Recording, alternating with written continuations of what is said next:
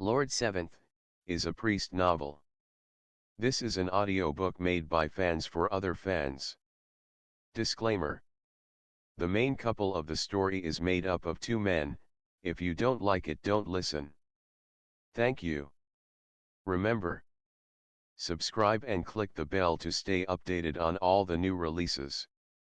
Enjoy. Chapter 69. In the red muslin canopy. As if he didn't recognize the man, Jing Qi couldn't come back to himself for a long time, only staring blankly at Helian Yi. Helian Yi chucked. "Why do you look so dumb?"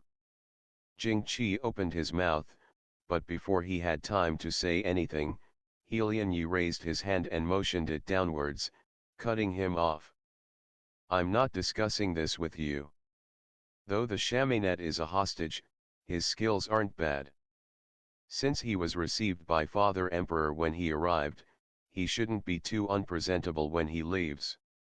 That's why I'm ordering you to see him off." He took a deep breath, then let it out slowly. "Father Emperor is this way now, I can't withdraw, and anyone else won't be skilled enough. You need to leave as soon as possible." He looked up to shoot the attending Yu Kuei a look, who promptly reacted, and offered up an edict. Jing Qi stood up like it was a reflex, then knelt. Helian Yi personally took the edict in hand, then handed it over to him. "This is Father Emperor's will, to order you to see off the Chaminette on his journey yourself. I didn't read the old man's decree out loud because I went back a bit earlier to put everything in order." Jing Qi brows lightly wrinkled. "Your Highness." Helian Yi lifted the edict expressionlessly. "What? Are you still defying the order, at this point in time?" Helian Pei had long lost consciousness. What kind of order could he have made?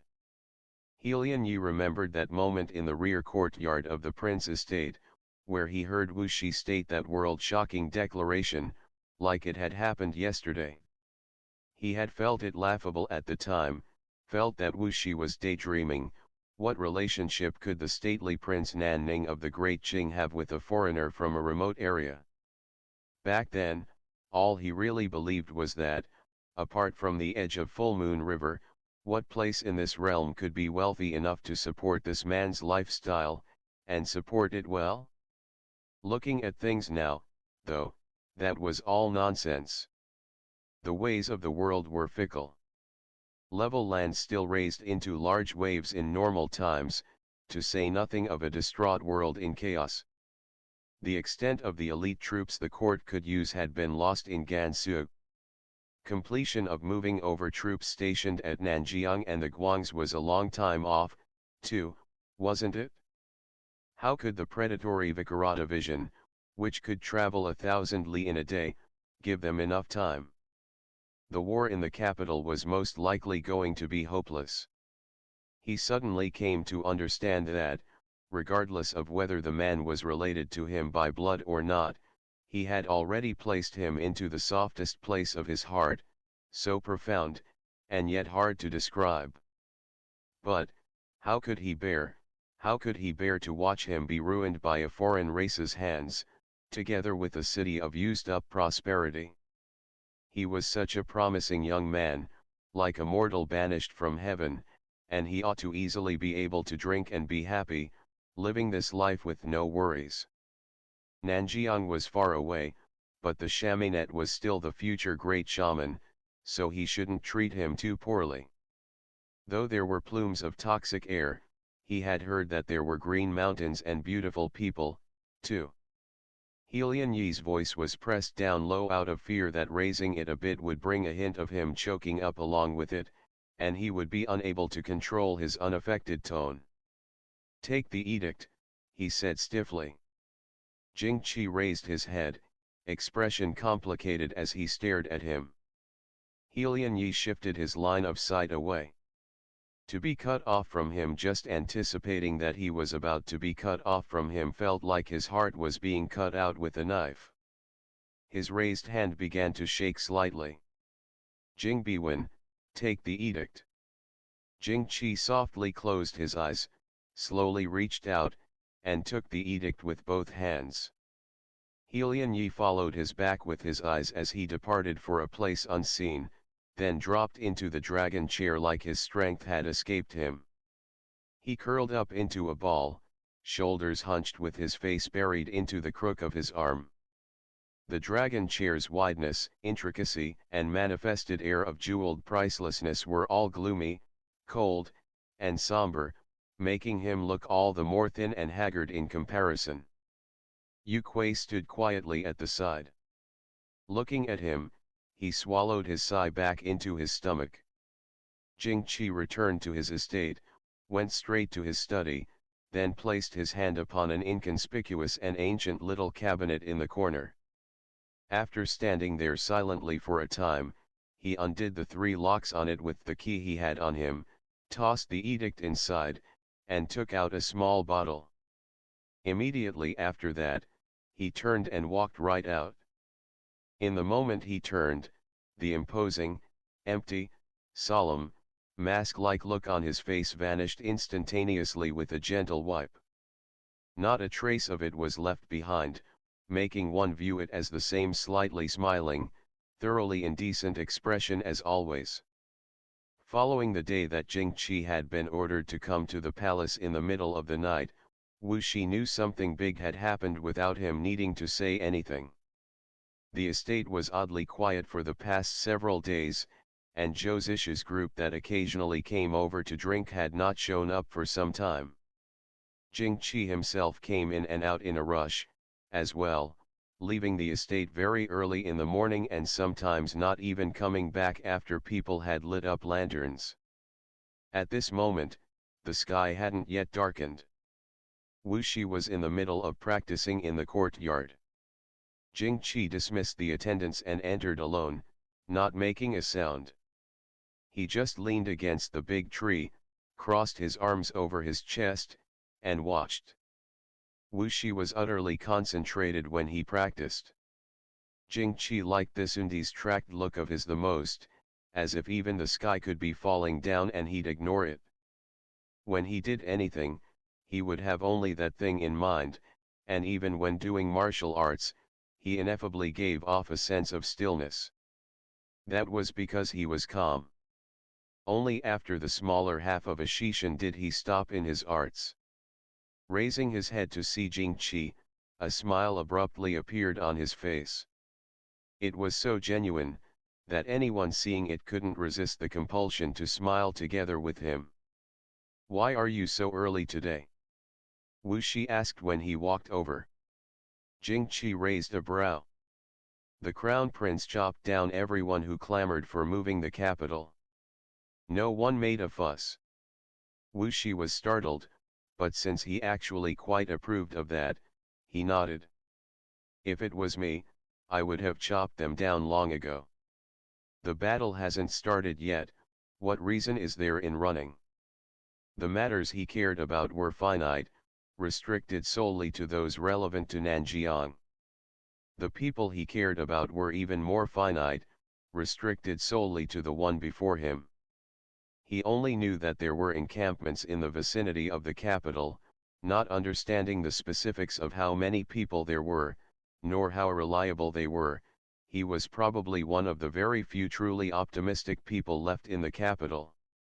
Jing-Chi had no intention of explaining things clearly, so he nodded with a smile. "The way the two of you think is pretty identical. The great Qing and Nanjiang will avoid fighting later on." He was speaking, yet his gaze was focused unblinkingly on Wuxia. He had a pair of peach blossom eyes to begin with, so whenever he casually stared right at someone, it brought an indescribable overtone with it. Wuxia only felt that the look in them was like a small hook, catching one's heart and making it gallop. Hence, he gave a dry cough. "Why are you looking at me like that?" Jing-Chi laughed without sound, his eyes curving up slightly, because his lashes were thick, they were like ink strokes drawn around them. There had been a huge downpour in the capital a few days prior, early autumn had arrived, and the weather was slightly cool, but he was still dressed like it was summer. The button on his neckline had either jumped open on its own or had never been fastened in the first place, revealing an exceptionally fair neck. Wuxia paused straight away, feeling his heart twitch, after which his mouth became noticeably dry. Jing suddenly reached out. Using 2 fingers to lift the other's chin, he leaned in close, as if he were teasing a young lady. "Look at you, how handsome," he said, voice hushed. Wuxia took a step back, not knowing how to react. "Beiyuan, don't mess around," he quietly demanded. Laughing lowly, Jing put his arms around his waist, and then their positions swiftly changed. Wuxi's back was pressed against the tree trunk, nowhere for him to retreat to, while Jing was nearly stuck up against him, fingers lightly gripping his chin. "Who was the one who threatened, and with such power, that he would kill everyone that I liked until none were left? What's making you be this bashful, now? Anyone who got pressed up against a tree by their beloved wouldn't be able to handle a provocation like this. On top of that, he was a young man that had only just recognized what feelings were, but still didn't understand what desire was. All he felt was his blood surging up in bursts, his words stringing together somewhat awkwardly in no time, and his mind being a blank expanse. He was only able to say one phrase, "Beiyuan, don't mess around." Jing gaze wandered, fingertips fiddling with Wuxi's hanging locks. Aiming a look at his neckline, he lowered his voice even more, practically plastering to Wuxi's ear. "Due to that threat of yours, I feared that fooling around would spill blood 3 chi around me. This prince has slept in a cold quilt that no one has warmed for who knows how many days. Are you so uncharitable, Chaminette, that you wouldn't even compensate me for it?" An explosion went off in Wuxi's head.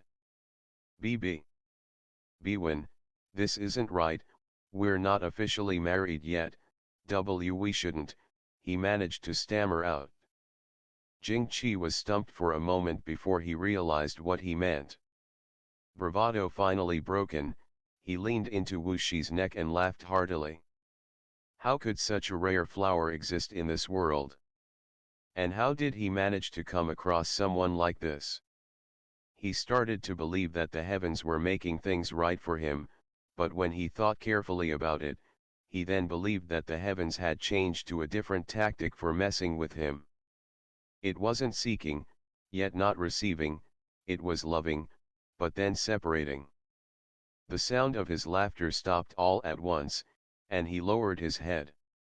Wuxia couldn't see his expression and felt a bit panicky, so, after hesitating, he grabbed Jing shoulder to question, "What is it, Beiyuan?" Jing shook his head, wiping the tears at the corner of his eyes that had come out due to laughter. All of a sudden, he turned his head, bluntly asking, "I want you. Can you give yourself to me?" Wuxi's throat bobbed unnaturally, dazed for a minute. There was a voice in his head saying that this was wrong the whole time, but under the attentive look in Jing eyes that seemed to be entrancing, the voice grew weaker and weaker, until he slowly nodded his head. Laughing, Jing bit his ear. "I'll come to your room tonight." After that, he let go of him, turning around and leaving of his own accord. Wuxia remained standing there for a moment. Thinking that this all was an illusion, he airily walked away like he was sleepwalking, his arms matching the pace of his legs. When he was eating dinner, due to his mind wandering so terribly, he dropped 2 pairs of chopsticks in succession, and even ended up accidentally smashing the bowl. Nuaher, who he had intentionally brought to wait upon him out of fear that staying at the estate would be an inconvenience, merely thought their chaminette was possessed. The other's face was dignified at times, suffused with red at times, and revealed an indescribably dumb smile at times. It was exceptionally strange. The hair-raising meal was eaten with great difficulty. he likely didn't even know what he was eating at all. After, he had Nuaher draw hot water for him to take an early bath. Chaminette, don't you practice at night? You want to rest this early, the latter questioned in horror. Go and retire earlier tonight yourself, Wuxia answered irrelevantly. No need to attend to me. Nuaher blinked, then blinked again, and thus determined that the sky was possessed. The moon was above the branches of willows. Not at ease, Wuxia picked up a book and flipped through it from start to finish, but didn't know what he had read, his mind like a racing carriage. The darker the sky got, the further away he got from reality. It was unknown how long had passed until the door was pushed open from the outside all of a sudden, and he immediately looked up. He caught sight of Jing sporting a pearl white robe, his hair loose, looking like he had just finished bathing and drying off. The other calmly blinked at him, pushed the door closed from behind, then walked towards him. With every step closer he got, Wuxi's heartbeat quickened incrementally. When Jing leaned in close, picked up the book he held, and threw it to the side, Wuxia felt that his heart was going so fast, it wasn't beating anymore. End of the chapter. Stay tuned for more BL.